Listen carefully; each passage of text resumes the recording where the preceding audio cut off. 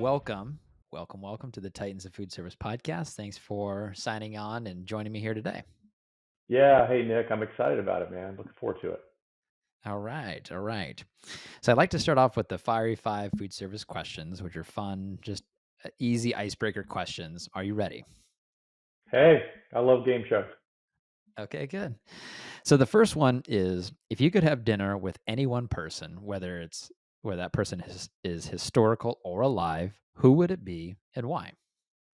Well, to steal someone from your home state there, it would be Ronald Reagan. Ronald Okay. Reagan was an amazing person who had moved, course corrected in his life from acting, from went to an obscure college, became an actor, kind of a B-roll guy who ultimately got into politics and became the president, and the rest is history. And I think he had the ability to galvanize so many people, and it was with his leadership and humor, and just a funny guy, and it'd be great to have dinner with him. Totally, yeah. He was a California cowboy. We have a couple California cowboys. So where I live here in Orange County, John Wayne, another California cowboy, and I live in the city of Newport Beach, and he's all over the place in terms of like his name's on things, and he's just well known and well respected in this community. So I like that. Ronald Reagan, great, and we have his presidential library in Simi Valley. Yeah, I'd love to go there. Yeah. Um, Okay, question number 2. I like that. If someone had one night in your state of Virginia, where must they go, eat, and why? Wow, one night in Virginia, where should they go eat? Well, um, I am a huge fan of the beach. I spent a long time at the beach here in Virginia, and there's a great seafood restaurant down on the oceanfront in Virginia Beach called Waterman's. And it's not a super high level restaurant. It's one of these Yeah. kind of fun touristy places, but it's just frenetic in activity, and there's just a beautiful view right over the ocean, and you can never go wrong with that. I've never been to I know we were talking a little bit off camera. We've never been to Virginia before, but is that it okay, here, I'm gonna ask a dumb question now. Martha's Vineyard, is that Virginia? No, that's Massachusetts. Okay. Isn't there another what are the beach cities, like the well-known beach cities there in Virginia? So mostly in Virginia, you have Virginia Beach, and then if you go just that, which is right at the border of Virginia and North Carolina, and so when you slide into North Carolina, a lot of people know the Outer Banks of North Carolina, like Kitty Hawk, where the Okay. Wright brothers flew the first airplane, and Okay. that's a big destination for a lot of people. Um, but yeah, Virginia actually doesn't have a lot of beaches outside of Virginia Beach proper. It's, it's Okay. it's kind of remote outside of that. Learn something new every day. Yeah. All right. Question number 3. If you could only have one type of cuisine for the rest of your life, what would it be? Oh, that's easy. It would be Italian. I I'd love I probably love pasta choose that too. bolognese and red wine. I'm good. Are there any foods or dishes you've wanted to try but haven't yet? No. I think I've tried everything I want to try now. My wife makes me try other things that I don't necessarily want to try. Sure. But Sure. yeah, I love. I'm kind of set. Now my daughter, on the other hand, is always trying something new, and Okay. she's 20, about to be 21, and she's the one that really pushes the envelope and challenges us. Yeah. Sounds like a foodie. Yeah, for sure. Do you have a favorite food related memory from traveling? Food related memory from traveling. Wow. That is a good question. So, yes, I do. Okay. So, about 4 years ago on spring break, I took the family to ski in Utah, and we went to Snowbird, which is one of our favorite places. And they have this lodge there called the Cliff Lodge. And at the very top of the lodge, they had just either built it or renovated, I forget which. They had this amazing spread of a breakfast every morning, and everything from sockeye salmon and amazing laid out, and you had this amazing view out the window from the top over the slopes and watching the snow come in. And every morning, uh, again, my daughter, we have only one child, and she's like, I want to go to that buffet breakfast. And I'm like, absolutely. It's just amazing to me. So that was a great time. All right. Well, thank you. I'm also an only child too, so I know how that goes. Yeah. Yeah. You kind of get everything you want and nothing That's that you right. want. That's Yeah. right. That's right. Well, thanks for humoring me on the Fire Five food service questions. Why don't we jump into, who are you and what is your business?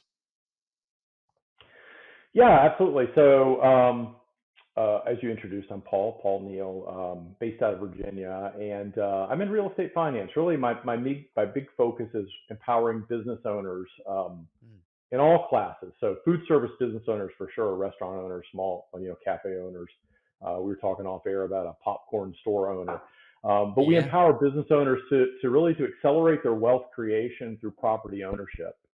Okay. So we really focus on helping those owners acquire the physical property that they operate out of, because it adds so many advantages to their long-term strategy and long-term goals.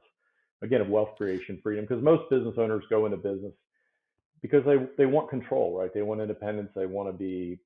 I call it freedom. Do what you want to do, when you want to do it, with whom you want to do it, where you want to do it, right? And it's one way to by owning that property. It's one way to accelerate that process and Mhm. just add fuel to what you're already doing. So that's our focus and our passion and what we do. If I were, let's say, a restaurant owner or a chef, and I'm leasing my unit right now, I'm looking to take it to the next level. I want to, or I've always had the thought of wanting to own my own physical, brick and mortar location. How could Yeah.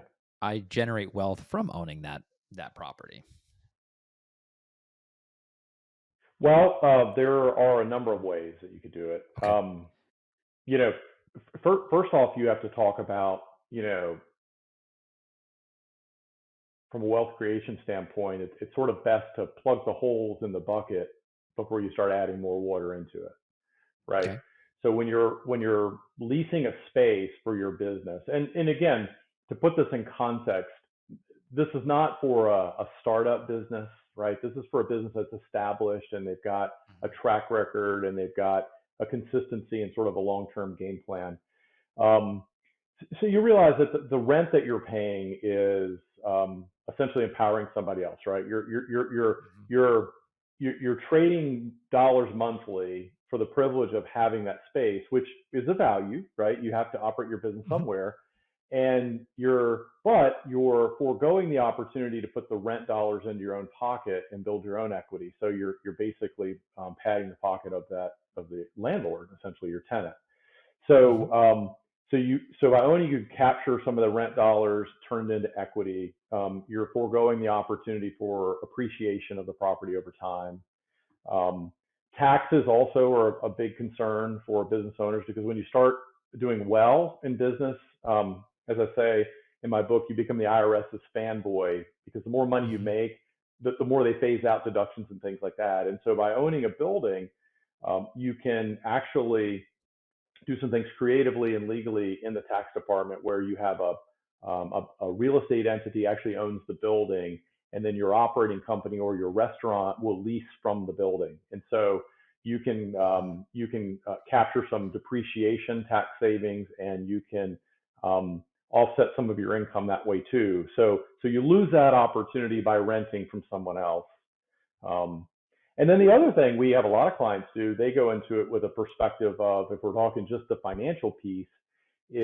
is not only are they want to buy a space for themselves, but they want to buy extra space because they want to lease that out. And so they become not only an owner of the building, but also a landlord to someone else. And that someone else is now deferring a significant part of their payment. And so it's less expensive in some cases, and in actually many cases, than the Mhm. rent freight that they're carrying now.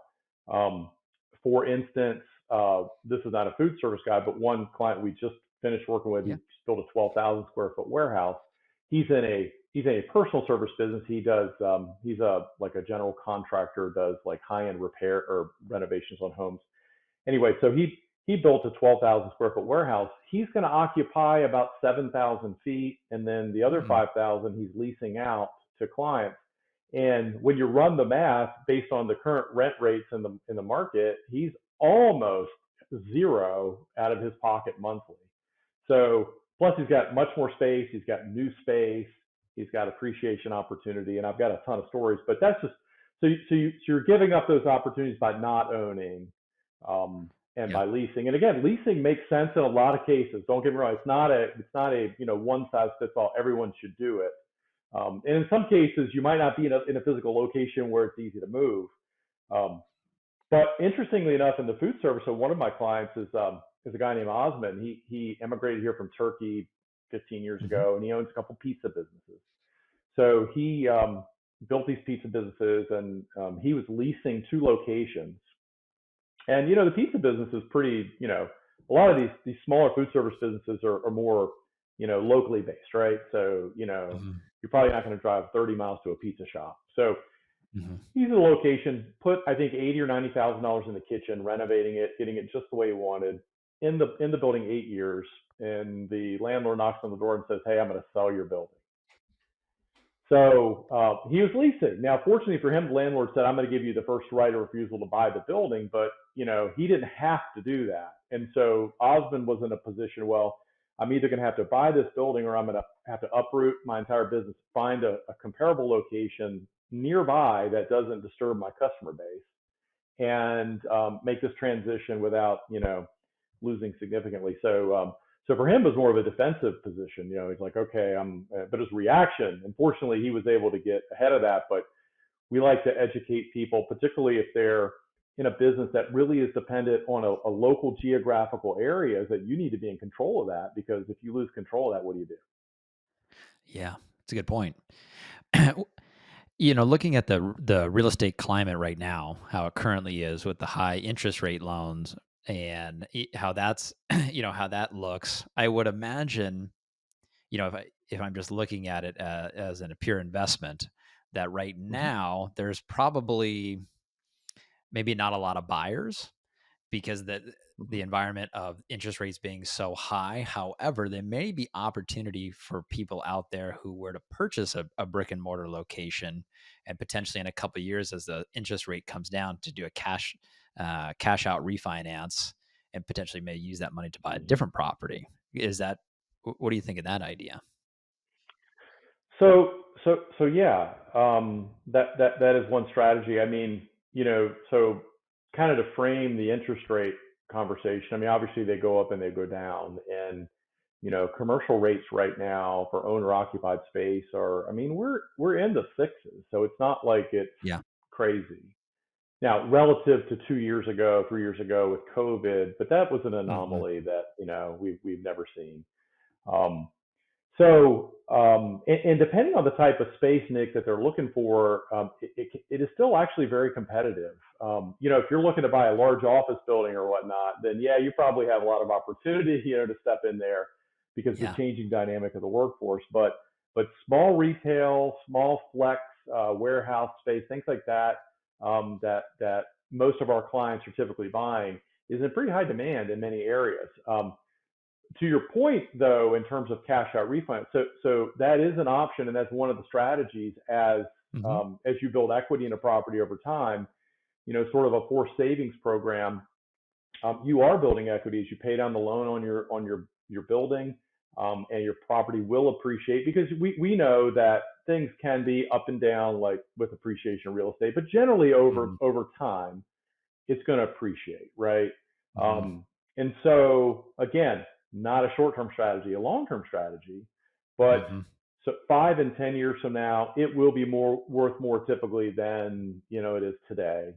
Plus, you Hmm. pay down on that, so you have accumulated a certain amount of equity that gives you leverage for maybe using to open another location. Um, as we've had some business owners do, like, okay, this coffee shop's doing great in Great Bridge, so now we want to open one over in Greenbrier. We've now got a brand and a following, and we have some equity, so let's go pivot over here.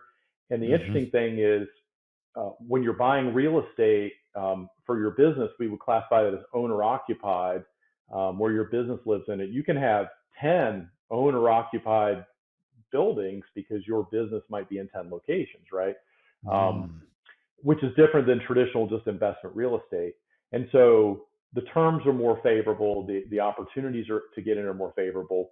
But once you have that equity appreciation developing, not only can you leverage that for another location, but it also gives you leverage or strength with other lending opportunities. So let's say maybe you wanted to acquire a competitor and mm, hey, somebody's retiring. They've had you've got a donut shop across town. There's a successful one, but they're retiring and it's up for sale, or it's coming for sale.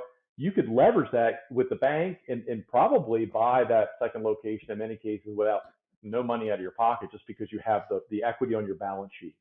Where if you're renting, most service businesses and a lot of food service restaurants, things like that, there's not a lot of equity in the business per se, right? You've got the that's brand, right. you've got the name and the image of maybe the chef, and but if the chef leaves, right?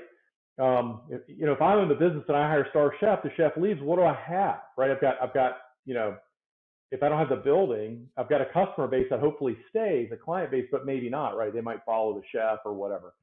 So from a lending standpoint, from a bank and kind of a world standpoint, when you look at that balance sheet, owning that piece of property over time adds more significant value to your business. So flip it on the other side. If you do want to sell that food service business or whatever business, 15 years from now, and it's tied to a piece of real estate that's paid off or has significant equity, then the buyer, you're going to have more buyer options because banks are more interested in financing a business acquisition that includes real estate, and the terms are always a lot better than just buying a business per se.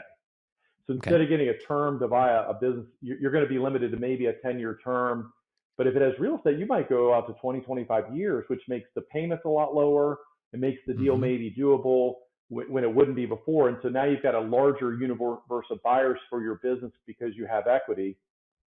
Or if you're in that situation, you could be like Kathy, a friend of mine. She's a physician, so a medical service provider who her husband Jim, kind of cajoled her into buying her building about 13 years ago. Well, just dial it forward, she's paid off the building, right? She was going to pay somebody over 13 years. Well, Hmm. she's approaching retirement. One of these medical for the aggregators came in and they're buying up practices, and so they made her an offer to buy her practice. So she took the buyout. She's working for them for another 3 or 4 years on her terms. So she got a buyout. She's getting a salary. And oh, by the way, because her practice was local, like a local restaurant or whatever, they wanted to keep the practice in her building that she owns. So now they lease the building out from her at a substantial amount of money monthly. So she's got the cash flow on the building coming to her, plus her retirement, plus the payout. And then she could eventually sell the building if she wanted to or whatever. But she was going to pay somebody for the privilege of Yeah. operating her medical practice. So this is sort of the things that some of the benefits and opportunities you have if you're building equity with real estate. Um, you're essentially running two business. You take one business, Nick, and you're turning it into two. You've got an operating Yeah. business, your primary business, and then your real estate business that you can Got it. now do other things with. As an owner, um, if you occupy the building, right, for your business, can you take the bonus depreciation? Can you accelerate the depreciation all in 1 year? You can do a cost segregation study and do, Okay. and I'm going to footnote this and say I'm not a CPA, right? But you Yeah. can accelerate a lot of the depreciation based upon, some of the equipment in your building versus the useful life of the real estate. So yeah, there's definitely Got it. you can speed that process up. Yeah. Yeah, because I was thinking, you know, it because I think but the law allows I can't remember the section, it is in the tax code, but I think this year in 2024, you can, like, take bonus depreciation was maybe 60% of the overall cost of whatever the purchase is. So you put down your down payment, and then Right. you can essentially accelerate the depreciation across the entire amount, even though you've only put in the down payment across on the building. Yeah, so real estate's a little bit different than like Okay. asset acquisition and whatnot. So I would Okay. say I'd be caution on that, but you definitely can depreciate, and there's certain parts of it you can accelerate, which is certainly helpful to offset your taxable situation. Yeah, definitely. There's so many different resources for sure. I like what you're saying as well. Finding a property, because I've definitely looked into it, that you occupy a certain portion of the building and then rent out the other side of the portion, other portion of the building to somebody else or to a different business. That way, it helps take down the cost of essentially the mortgage, having somebody else feed the money into you. And as you build Yeah, equity, especially here in California, we're definitely in a appreciation investment play out here. Where I know, yeah, things are appreciating so fast in this state. I know other states are different. I think, in terms of real yeah. estate investments, maybe. Yeah, I understand. More like multifamily type investing, and other states are better for rent growth and just kind of monthly cash flow, where California is really that strong appreciation play of holding it for as long as you Right. can and then selling it at a premium. Yeah, yeah, no doubt. And it's interesting you bring up multifamily because a lot of our clients, they also do other investment. We do a lot of real estate investment there as well. And Hmm. when you think about a multifamily investment, a lot of times an investor will get their feet wet like in a single family, and then maybe they'll look for a duplex or whatever, kind of work their way up. And generally in those situations, you're going to need 20% down to get in a property like Hmm. that. The crazy thing is when you buy your own property as an owner occupant, we can do typically 10%, in many cases 0 to 5%. So Oh, wow. you can leverage, yeah, in terms of less capital on the table. Um, and it's just kind of funny when they recognize that opportunity. Like, okay, well, it's the same idea. Why not do a commercial duplex, right? I'm going to own this half. I'm going to lease this half out. And then to your point, if my business continues to grow, I can either then move to another building and put another tenant in that one, or I can excuse the tenant that's currently there and expand in the space of my own building. So I've got flexibility. Hmm. Whereas I'm the one making the decisions versus having a landlord make decisions for me. At lease renewal term, hey, we're up, 10% on renewal, or we don't want to renew because it's not really serving our purpose anymore. Um, there's just a lot of variables that you have to contend with if you're not in control. Yeah, that makes sense. I think I've heard this. Now, I'd have to look it up to see if it's fact, but I think the largest real estate firm, or one of them in the world, is McDonald's, where their Yeah. model is, the franchisee, they operate the physical McDonald's location, but McDonald's corporate owns the physical real estate, which is Yeah.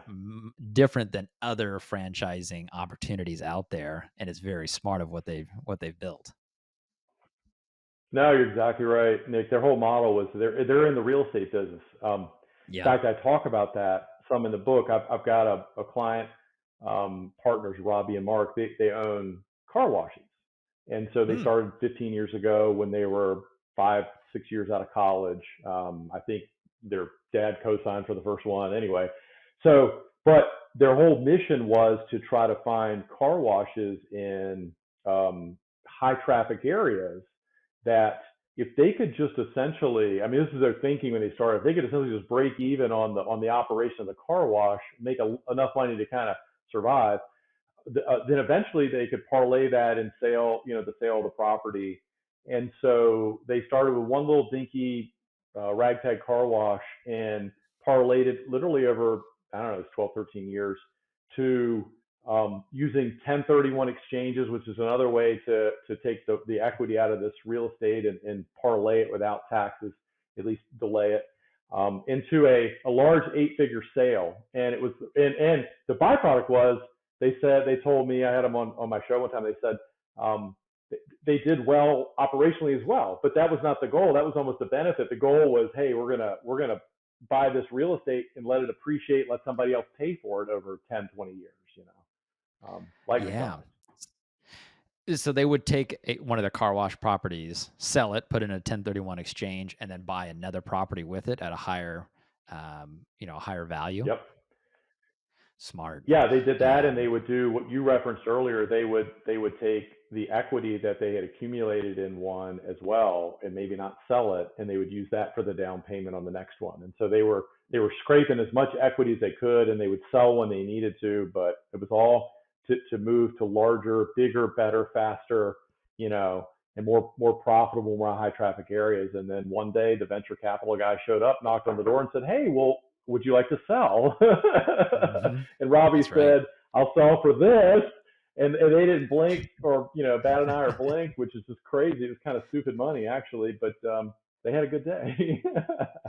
I'm sure you can, if you look at some of the really big real estate investors out there, like a guy Kiyosaki, who's the author of Rich Dad Poor Dad, Yeah, he's really taken that exact yeah, model. Start with one, and you sell hmm it into another, 1031 exchange it into another, and like over time, you build such incredible wealth. And as you're trading each building up, right. you're also essentially pushing that tax liability forward, and not a lot of times these guys aren't paying those taxes on these real estate assets. Yeah, yeah, and ironically, even they once they sold out in this particular case, they were able to take, even though they sold their business with the real estate, they were able to take a very large gain, and they redeployed a lot of that into another 1031, just income producing Hmm. property. So it's just the wheels keep turning and turning and turning, and these guys are pretty young, so they're gonna enjoy the benefit for a long time, and then ultimately, their children will benefit from it. That's right. That's right. Well, Paul, tell me about your book. The title of it. How can somebody find it? Maybe some of the nuggets that are in your book.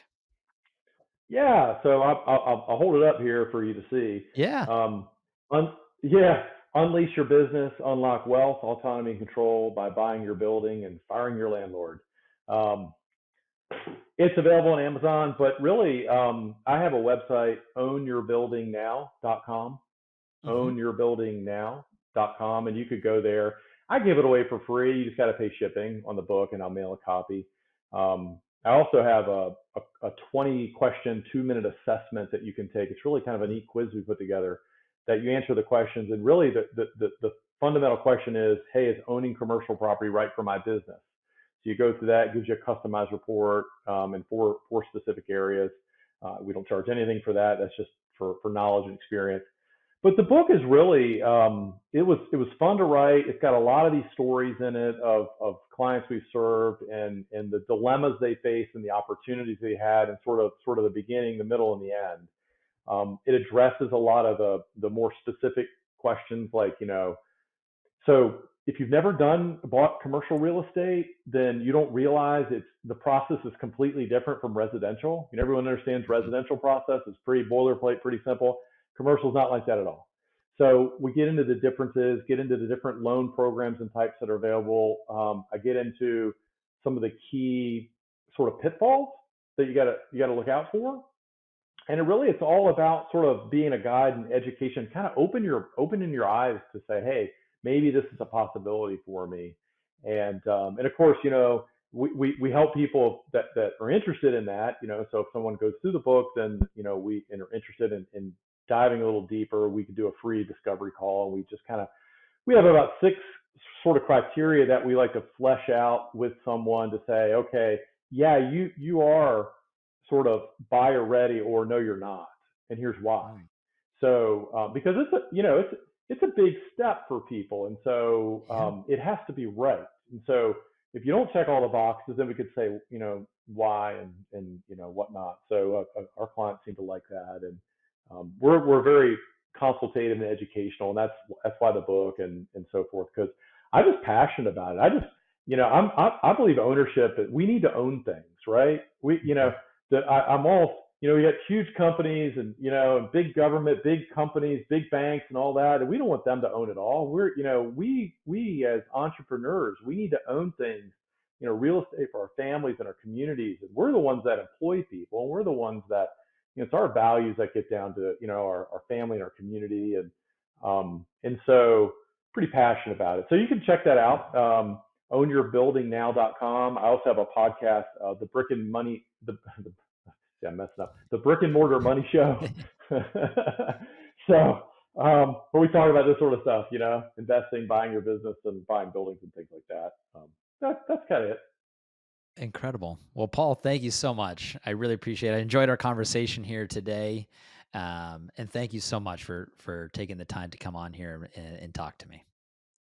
Yeah, Nick, I really appreciate it, man. I had a great time, enjoyed it, and I think you're probably not the first person I've ever met that hasn't been to Virginia, but I haven't met anybody in a while, I guess, because I live here. So had a great time, Yeah. man. Thanks, Paul.